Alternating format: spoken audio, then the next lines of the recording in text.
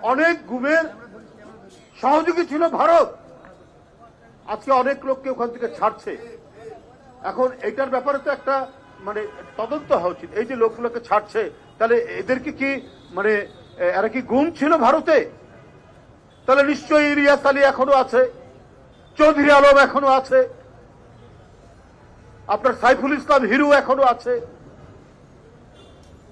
হুমায়ুন পারভেজ এখনো আছে, জাকির এখনো আছে, সুমন এখনো আছে। এটা তো একটা বিরাট ঘটনা। কারণ আপনারা যেটা করেছেন, শেখ হাসিনার গুমের সহযোগী যে আপনারা ছিলেন পার্শ্ববর্তী দেশ, তার প্রমাণ তো আমাদের স্ট্যান্ডিং কমিটির মেম্বার সালাউদ্দিন। বাংলাদেশে সে 2 মাস আপনার গুম থাকলো, তারপরে তাকে পাওয়া গেলে ভারতে। মানে বন্ধুত্ব, প্রেম, স্বামী স্ত্রীর সম্পর্কটা এত নিবিড় ছিল যে শেখ হাসিনার অনেক অপকর্মের দায় ভারত নিজেই নিয়েছে।